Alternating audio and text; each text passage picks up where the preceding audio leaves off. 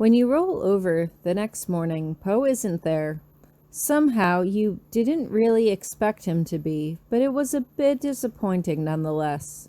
The pillow still smelled like him, though, and you knew he hadn't been gone for quite that long.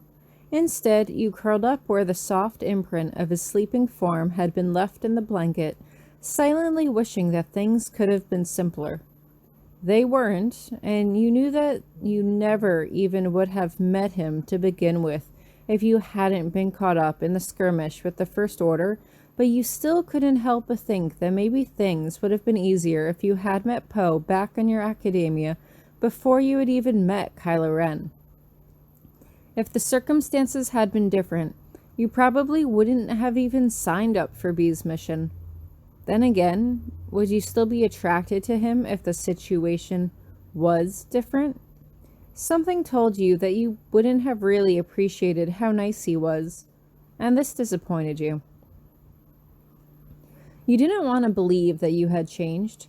You subtly recognized that people would change over time as their vast accumulation of experiences changed, but you felt that, fundamentally, deep down, people did not change. And although you were concerned about what that actually meant for you, specifically, you knew internally that it was quite simply a diversion tactic to get you back to thinking about Kylo Ren.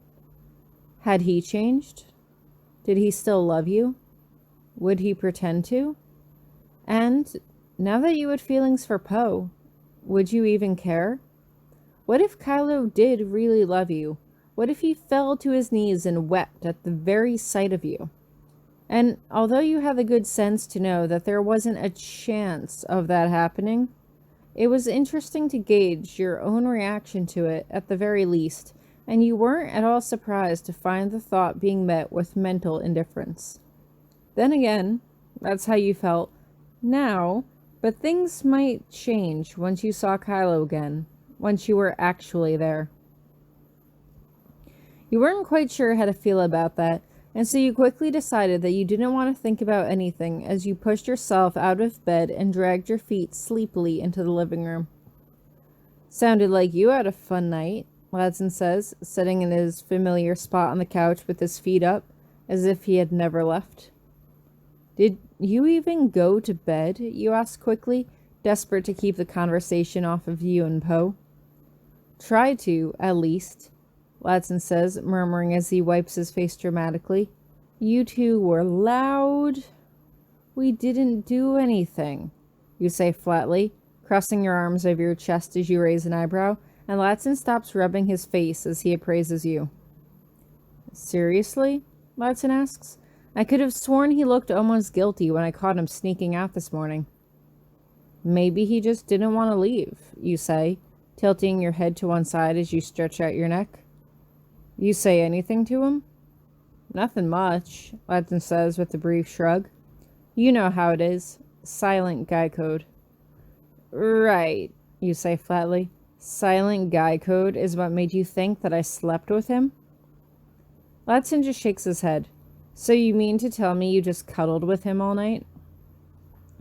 Basically, you offer, but Ladson looks like he still doesn't entirely believe you. Your idea or his, he asks, and you huff as you cross your arms over your chest, slumping into a seat. Okay, his. I get it. Get what? You ask. In truth, it had felt more like a mutual decision, but if Ladson had some key insight to Poe's character that would keep you from obsessing about Kylo Ren all day, then so be it. Obsessing over whether Poe used the back of his wrist or his elbow to cover his mouth and nose when he sneezed seemed like a far better use of your time and mental energies anyway. You're going back to Kylo Ren, Ladson says. If the person I was interested in was headed back into the danger zone with their ex, I wouldn't exactly be getting that intimate with them either. But nothing's going to happen, you say as you shift in your chair. I mean, okay, maybe something is going to happen, but I don't have feelings for Kylo anymore, if I ever did. First, you totally did, Ladson says flatly as he ticks it off on his fingers. And secondly, think about it from his perspective. Being there may, I don't know, change things for you, and he doesn't want you to feel pressured into sticking by him if your feelings change by the time you get back. They're not going to, you say coolly. But he doesn't know that, Ladson sighs. He's playing it smart. Give the guy a break. I am, you huff as you shake your head. He's insufferable. He really is. He's too nice. He's being all perfect and supportive and caring, like he actually genuinely cares about what happens to me and to Annie. He's too, I don't know, pure, too good. It's disgusting, really. Ladson just raises his eyebrows as he crosses his arms over his chest and appraises you. You know, if I ever thought about getting into psychology, I would write an entire dissertation on the way you think. It'd make a very interesting case study. Shut up, you huff. No, I mean it, Ladson continues. Kylo's too bad for you, Poe's too good, so who's in the middle? I am, you say crossly as you rub at your eyebrow with the back of your hand, which is what makes this shit so complicated. Complicated? Ladson asks. I thought you said you didn't have feelings for Kylo Ren anymore. I might, you admit weakly. Dude, I don't know anymore. I'm about to be fighting for my life here, or something, I don't know. Sometimes I just feel like my brain is half asleep. I don't know what I'm getting into, and I don't know what I'm doing. I just hope if I'm not able to predict what I'm doing, then maybe Kylo Ren won't either. If I'm unpredictable, I can keep him interested, just like before. Keep him interested in me long enough for the Resistance to get there and save my ass. Ladson just shakes his head. Hopefully, when this is all said and done, things will be easier for you, and I'm not joking around. I'm being serious. You've been putting yourself through hell since I met you back on the Starkiller base. It's like you've just been trying to do the best with whatever crumbs you've been handed. I just hope that when this is all over, that you'll actually get to, live, to have a life. Isn't that what I'm doing right now, you ask? Living, breathing? It's not the same and you know it, Ladson says. Don't you ever want to just settle down with Annie in a normal house, working a normal job with a normal guy? I don't even know what that would look like, you admit as you shake your head. Honestly, it sounds nice, but it also sounds kind of, boring. I don't know if I could do it. Living on the Starkiller base made every day this uncertain kind of adventure for me. And then there was also a kind of thrill in that, once most of the drama had settled down at least. You shrug, thinking it over. But being here is fun too, like all the times I spent flying with Poe, or shooting with Finn, or training with Rey. It's like there's always something to do here.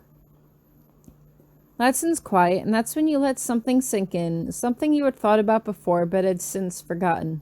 In fact, you had been thinking about it the very morning before you met Poe, irony be damned. You're not talking about me, you say quietly. You're thinking about you.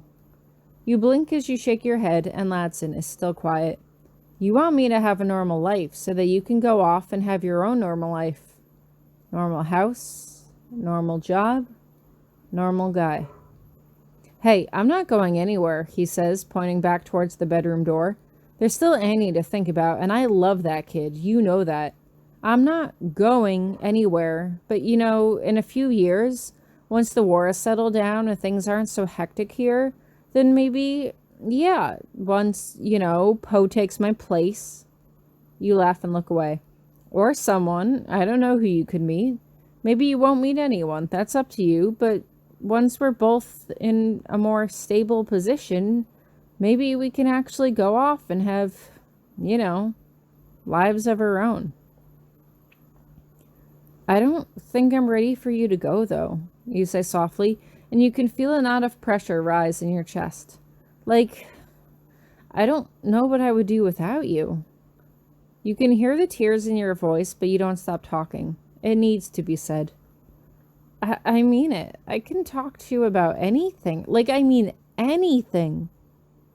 Like how you want to fuck that pilot, Ladson teases, but you just shake your head. Just shut up, you say, clenching your hands by your side to keep them from trembling. I know it's selfish, but I want you to stay. I want to, I don't know, fold you up and put you in my pocket, so whenever I need someone to laugh with me, I can turn to you. If I ever need someone to vent to, I can talk to you. If I ever just need to not be alone, you're there. You're there for me for everything. And if you were to suddenly leave, I don't know how I'd fill that hole that you left. Is this about me or Kylo? Ladson asked quietly, rubbing the back of his knuckles up and down against his mouth. You want to tell him not to be an idiot? That of course it's him, but suddenly you're not sure. You've been there for me for everything, you say at length, and I'm not ready for you to not be there. I'm sorry. Don't be sorry, Ladson starts. I'm sorry, you say firmly, because I'm selfish. Because I shouldn't need you this much, because you deserve better than to just take care of me.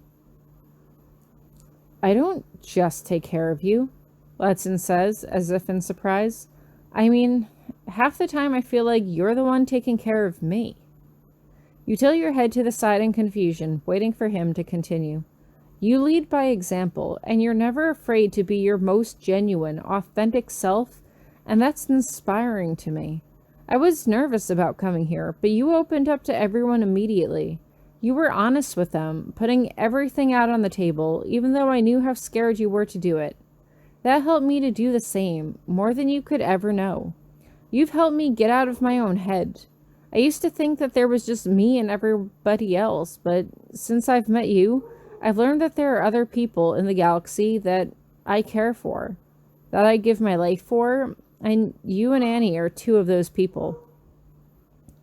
Not Poe, you ask? Because if you didn't crack a joke and you were going to burst out in tears and you didn't think you'd ever be able to stop if you did. Maybe, Ladson says thoughtfully. I mean, if he really meant that much to you, I'd at least consider it. And Kylo, you ask, unable to stifle a small giggle. Man, fuck that guy, Ladson says automatically, and you can't conceal your laughter as you launch yourself at him. Seriously, I know you're going to anyway, but... He doesn't keep talking, but that's probably because you were squeezing him so tightly he could barely breathe. Suddenly, Kylo Ren didn't matter. Poe didn't matter.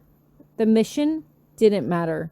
What really mattered is that you had Ladson as your friend, and no matter what happened to you, he would always be your friend, supporting you no matter what. The odds of meeting someone like him were slim. The odds of actually befriending him were even rarer, but you were fortunate and lucky and blessed that you even got the privilege of being his friend, of even knowing him at all. And for that, you were thankful. You didn't know what to make of most people in the galaxy in general, but you knew most people were not like Ladson, which is why you had always kept one simple rule to yourself. Never trust any of the promises that people made you. Not ever. Ladson didn't promise you anything he wasn't 100% sure he could deliver on, and you could count on him because of that. Ladson had never broken a promise to you. You had a sneaking suspicion that Poe was going to forget his own promise to you, and a part of you resented him for that, but in the back of your mind, you knew that he knew how important this was to you, knew that he wouldn't let you down. And he didn't. Poe kept true to his word and did not disappoint you. On the night before you were about to leave, he took you through a door flanked by guards and into the Starfighter Court hangar. Inside were stacks of crates everywhere and 2 rows of starfighters of all kinds going down each side. Down the left side, Poe points out the triangular A-wings that made up the Blue Squadron and the ancient-looking Y-wings that made up the Red Squadron. At the end, near the hangar door, you spot something that definitely doesn't belong. A TIE fighter with a striking red patch across the cockpit, its larger vertical panels dwarfing the A-wings sitting next to it. Is that? You can't even finish your sentence as your jaw drops open in surprise. Yup, Poe says as he looks it over. It's a first-order TIE fighter, one of the elite SF models. We managed to capture it in a skirmish over Condora after the pilots bugged out. They're putting the finishing touches on it before you take it on your mission. To be honest, I'm a bit jealous since the last time I had a chance to fly one was when I crashed back on Jakku with Finn. Oh, so you were crashing, not flying, you ask, eyebrows raised, and Poe just laughs and shakes his head good-naturedly as he takes your hand and leads you over to the twin rows of X-Wings along the right side. The TIE Fighter is cool, but it doesn't compare to what I'm about to show you, he says as he stops in front of a black and orange painted X-Wing. I've met your baby, now you're about to meet mine. Oh, you ask teasingly, does it have a name? Underneath the cockpit canopy, you can see where it says Commander Dameron, Black Leader, as well as dozens of symbols that look like TIE fighters and a few other ships you don't recognize. Considering he was a starfighter pilot, you suppose they represented combat kills. You couldn't really picture Poe killing anyone, nor did you really want to, and so you quickly pushed the thought out of your mind. This is Black One, Poe tells you.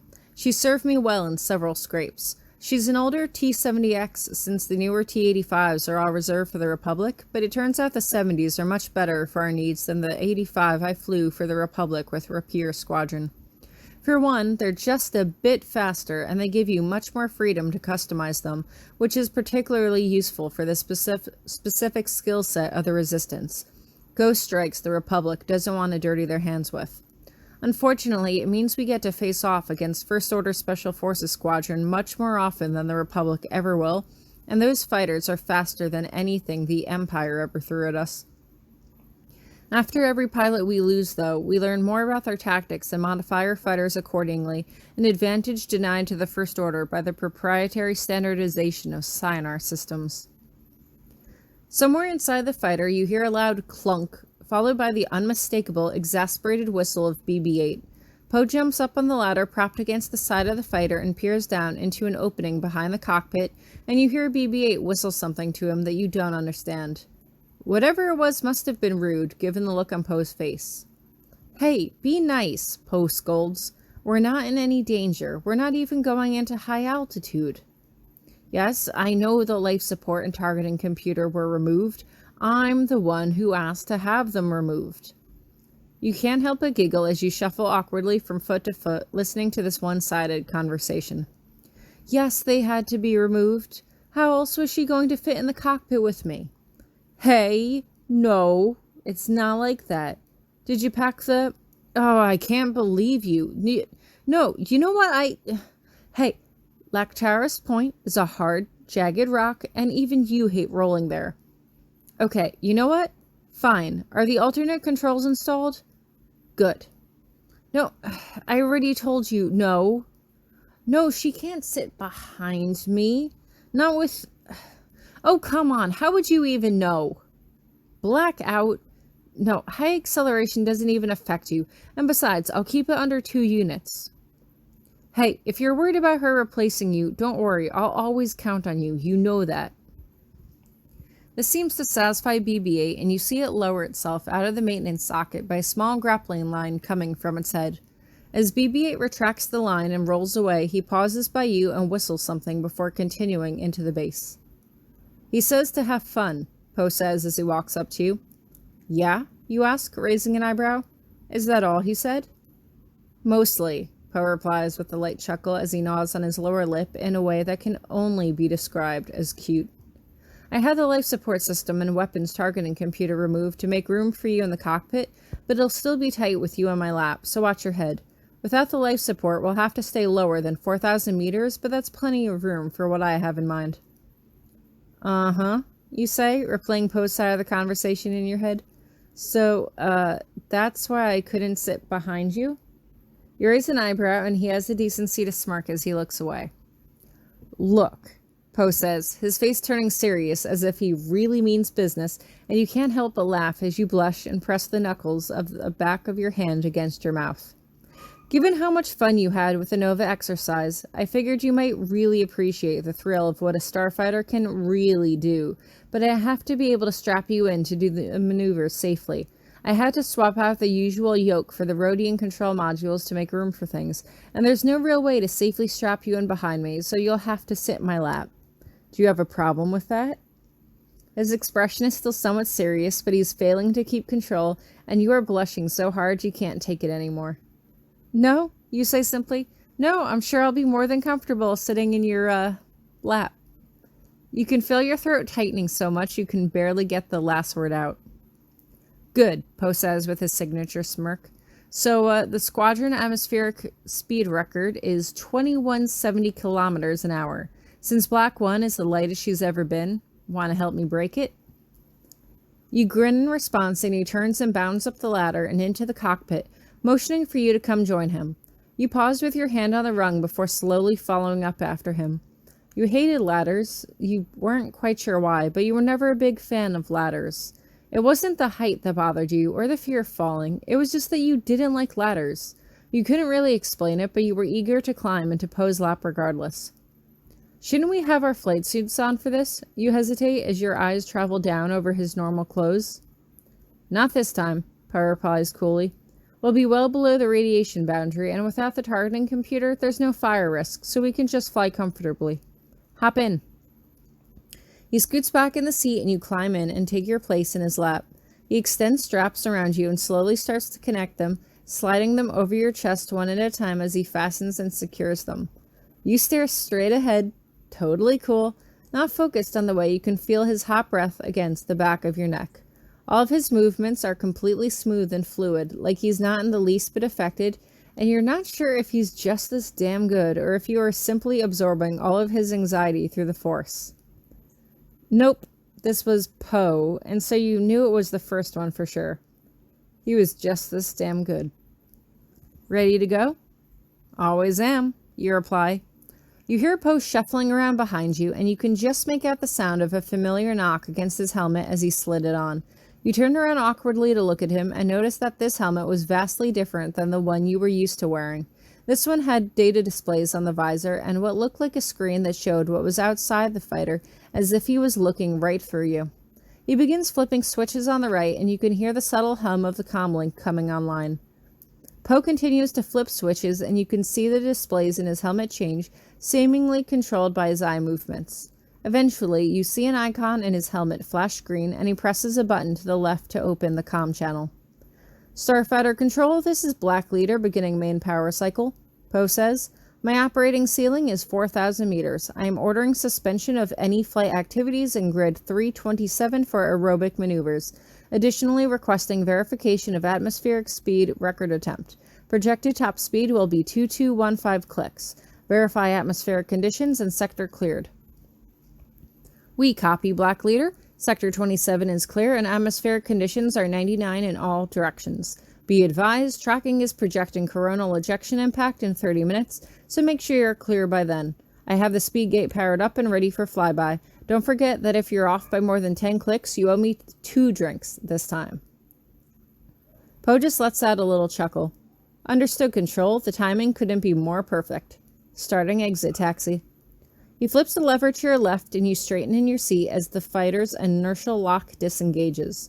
Poe brings the fighter out of its spot, then abruptly turns towards the hangar door and ramps up engine power, pressing you back into Poe as the hangar is quickly replaced with the late afternoon scenery of Dakar. Over the comlink, you hear a brief cackle, followed by the voice of the controller. Starfighter Corps, departing. What's that mean? You ask Poe. Republic Starfleet tradition we brought here with us, Poe explains. The custom is to announce the name of an officer's charge when they come and go from this hangar, rather than their name. He clears his throat, making no attempt to conceal his cockiness. Since I'm the commander of the Starfighter Corps, that's what they use when I come and go. If you were to leave on one of the starfighters, however, they would probably just say Moonstaff departing, unless your specific mission had an official operation title. Huh, you murmur, not really sure what else to say to that. Poe brings the fighter into a steep climb, and you can see the altitude on the panel in front of you steadily increase to 1,000, 2,000, and 3,000 before he levels off at 3,500 meters. He circles around and heads away from the base, then suddenly rolls the fighter upside down briefly before pulling the nose down and into a steep dive at full power. Your stomach does somersaults as you watch as the speed indicator on the panel climbs quickly from 500 to 1,000 to 1,500 before Poe pulls up and flies towards the base, his speed still rising. A few kilometers out, you can hear the whine of the engines behind you suddenly go silent, but you don't hear any alarms that indicate that this is a problem. Black 1 is supersonic. Have that reading ready, Control. Roger, Black Leader. 3, 2, 1, mark. As you flash past the base, you can see that the speed on the panel reads 2200, 15 less than Poe projected, but you wait for the controller to answer with the official speed before saying anything. You outdid yourself, Black Leader, and judging by the signals I'm getting from your fighter, you're going to want to recalibrate your pressure compensator since you clocked in at 2230. You have the new record, and you owe me for the underestimation. Poe laughs, almost sounding a bit too pleased with himself. Roger, Control, heading for 27 to get some maneuvers in before the ion storm hits. The sound of the engines returns as he slows the fighter down to the more manageable speed of 1300, which still feels ridiculously fast over the treetops regardless of the speed you were going as he gently turns east. After a few minutes, you spot a large mesa rising from Dakar's forest, and you assume that this must be Lektar's Point that he was talking about with BB-8. Hold on, Poe says as he shifts underneath you. This is where the fun begins. You mentally brace yourself as Poe pulls the fighter up and climbs for a few hundred meters before he pulls back on the controls and brings the fighter around in a complete loop, snapping into several wide, twisting rolls once he reached the bottom, whooping with every completed circle. You squeal as you screw your eyes shut, matching his enthusiasm, and for the next several minutes he put the fighter through wide climbing spirals, more loops and twists, and finished it off by climbing all the way to 4,000 meters before pulling around and setting the fighter into a slow freefall that made you feel as though you could have simply floated away if you weren't firmly harnessed to him. As he leveled out of the freefall, the comlink crackled to life. Black Leader, 5 minutes until Ion Storm. Land your fighter and power down before it hits. Roger, Control, settling on Lektar's Point.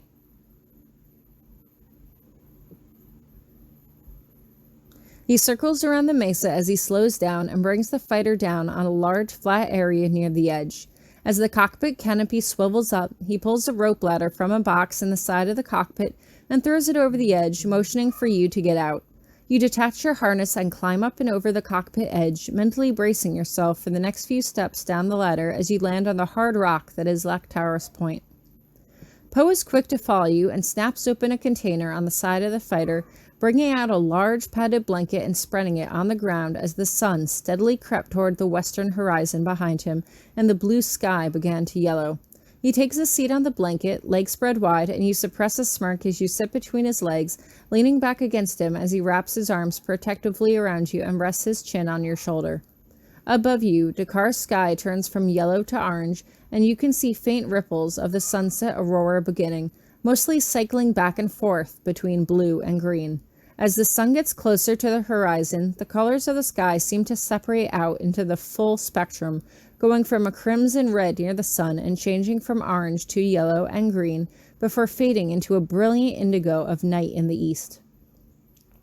You hear a faint beep from Poe's wrist, and he picks up his hand and pulls up his sleeve to look at whatever was on his wrist. Coronal ejection impacting in 7, 6, 5, 4, 3, 2, 1. Right on cue, the aurora overhead steadily becomes brighter and takes on yellow tinges before suddenly exploding across the entire sky in a wash of color, red and purple streaks rising and falling among the blue and green ripples. You can feel emotion bubbling in your chest at the sheer beauty of it, and as you feel Poe's warmth against you, you suddenly decide that you don't want to do this. You don't want to go. You don't want to see Kylo Ren again. In fact, you don't care if you never see him again. You liked this, and this was good, and you wanted to keep this moment and have it stretch on and on forever. It was childish thinking, but you couldn't help yourself. You didn't want to go. You wanted things to be childlike. You wanted things to be simple. Ever since you had stepped foot on the Starkiller base years ago, you had been sucked into a whirlwind of adventure and danger, and although you couldn't deny that it had made you stronger, a part of you didn't want to be bothered. A part of you just wanted to still be curled up in your old bed at your academia in your apartment you lived in with Sadie, studying off your datapad and going to classes that you didn't really want to be in anyway. It had been boring, looking back, but at the time you had liked and appreciated the security that it provided you. The same sort of security you wish that you had now. What will happen, you ask tentatively, when this whole war is over? What will happen once we capture him and bring down Snoke? What will happen then? The First Order will probably officially disband, Poe tells you, but there will still be people who will try to rise up and take advantage of the scattered faction of troopers, try to unite them under a different name, a different banner. So it's not going to end? You ask glumly before you answer your own question. Not really. Maybe one day, Poe tells you, the Republic knows the catastrophe that resulted from letting the First Order go unchecked the first time, so they'll probably work to keep up a strong militaristic presence to counter any future opponents. For a while, at any rate. Until they forget, you ask, and then someone else comes to seize power and they let it go unchecked and the whole cycle begins again? Poe laughs quietly to himself. Exactly. The galaxy has periods of peace, but they are always preceded and followed by war, and I doubt that's going to change. We can always hope, but in the end, things are just going to unfold the way they want to unfold. So, what I'm doing now, you hesitate. So what I'm doing now isn't going to make much of a difference in the long run, is it? Of course it will, Poe says, and he sounds surprised as he gives you an extra squeeze for reassurance. The First Order has been terrorizing the galaxy for years. If you can stop them, think of how many innocent lives that you'll be saving. Think of the people who will be alive because of your courage, your bravery. Yeah, you say quietly. He gives you another firm squeeze, but you can't help but let your thoughts drift back to what Ladson had said. He had been right, as usual. The countless faceless lives that Kylo had taken didn't mean anything more to you than the countless lives that you would be saving. Poe was selfless. Poe actively sought out to help others, to make the world a better place, but you were selfish. You wanted your life to be better, and if your goals aligned with the Resistance, then so be it. If they had wanted to send you to capture General Hux instead, you wouldn't have done it. You're only doing this because of Kylo, and you suppose they knew that too. You had thought that you had been moving along the right track to becoming a good person, but you suppose you couldn't really change the one fundamental part of you that still remained decidedly indifferent. Look, you say nervously, adjusting yourself uncomfortably in his lap.